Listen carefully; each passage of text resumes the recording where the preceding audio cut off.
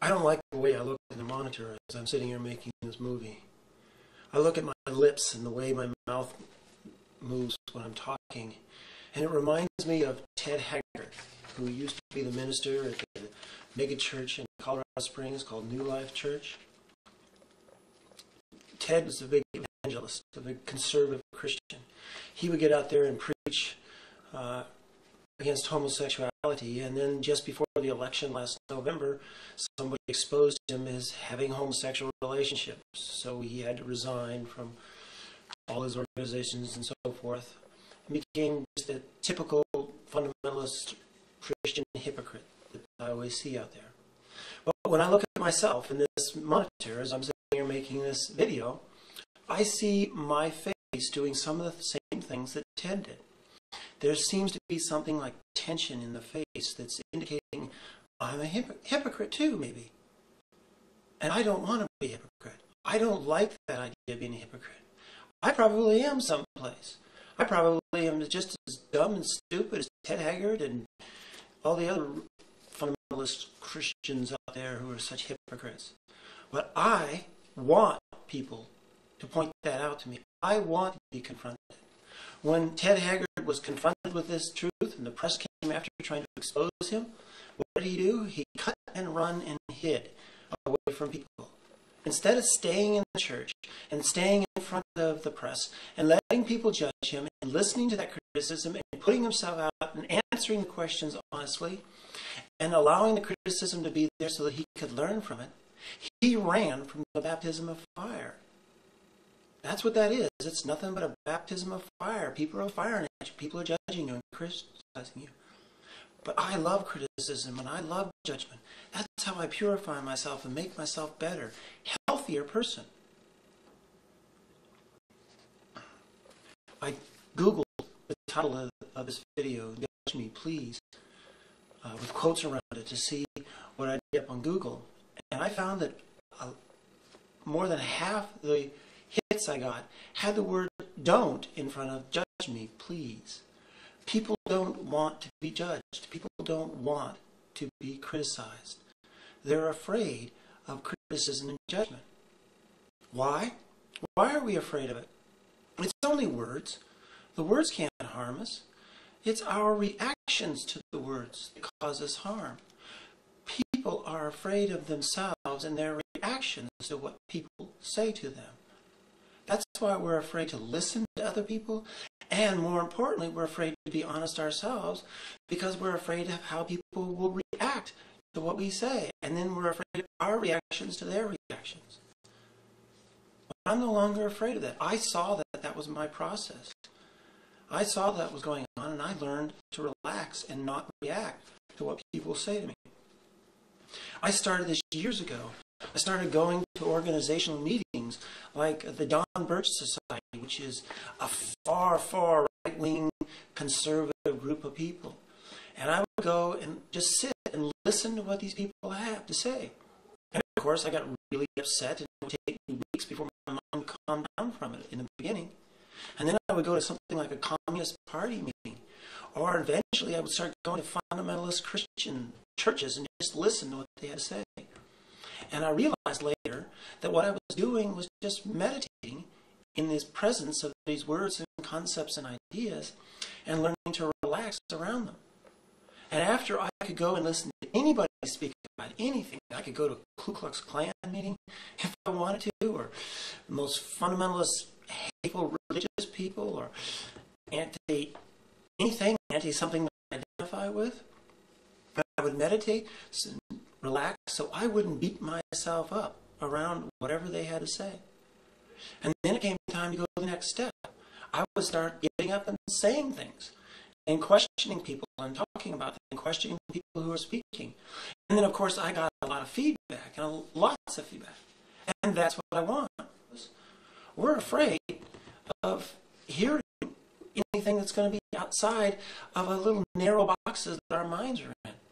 And we become a nation afraid of ourselves. What does this do for relationships? What does this do for intimacy? We're afraid of intimacy. We're afraid to share ourselves and to listen to other people sharing themselves. We become so narrow-minded and conservative and cowardly and afraid. Jesus tried to point the same problem out 2,000 years ago, or the Bible, the character in the book called the Bible, Jesus, tried to point this out. He said, "Blessed be those who are not offended in me." Putting the onus of responsibility for being offended back on the person who chooses to respond to what people say by being offended. I choose, unconsciously maybe, but I choose to be offended by what you say. Or I can choose not to. It's a choice. It's a power that we choose and practice. And then Jesus says, "Take cheer, for I have overcome the world." Well, I, Jim Freedom, have overcome the world. More than even Jesus did. But if Jesus and I can overcome the world, then everybody can. And wouldn't it be nice if we all did, so that we could listen to what each other have to say? And that we would therefore have the courage to speak ourselves and not be afraid of the criticism and judgment and the feedback we're going to get from what we say to people? What will that do to our relationships? What will that do to our society if we have the capacity to actually listen to one another without being afraid of how we will beat ourselves up emotionally with our reactions to what they say? Words can't hurt me.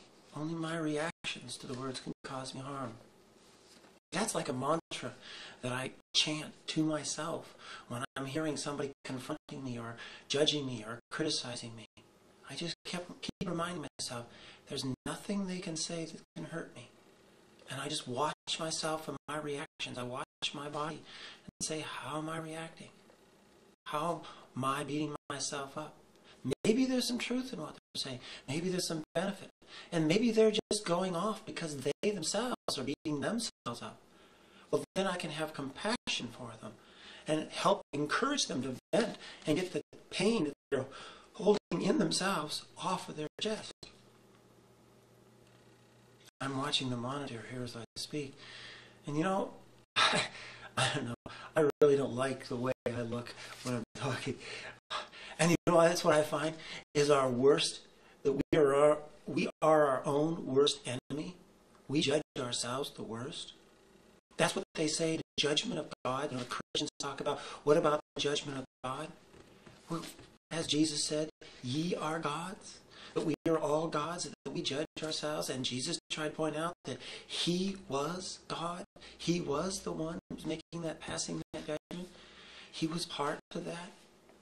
That still small voice from within, which is the biblical way of talking about God. Be still and know that I am God. This is all that God thing is really about, is how we judge and criticize ourselves. And boy, do I judge and criticize myself too. But I learned to relax and laugh at my silliness and say, oh yeah, that's what I'm thinking. No big deal. Maybe I can learn something from it. Maybe there's nothing I can learn from it.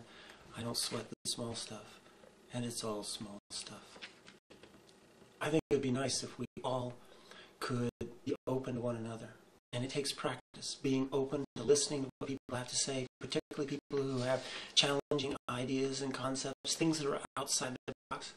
And even greater skill is to practice listening to those who are being judgmental and criticizing you, and being relaxed and open. And then when they're done and they've fully vented themselves, then ask questions. See if you make sure you fully understand what they're saying. Maybe you can learn something from, or maybe you can help them see the delusions that are motivating them to judge you and criticize you. I distinguish the difference between criticism, or I should say, between judgment and rejection. We judge that it's a sunny day, it's a beautiful day out there. That's a judgment. It's not rejection, it's a judgment. But quite often we judge and then we reject, and it's that rejection that we don't like, that really hurts. And that rejection only comes from fear.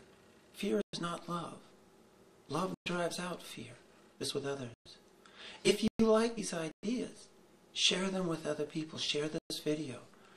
It can grow organically. We can become a nation, a planet of people who are open to talking to one another and listening to one another. And more important, listening to one another.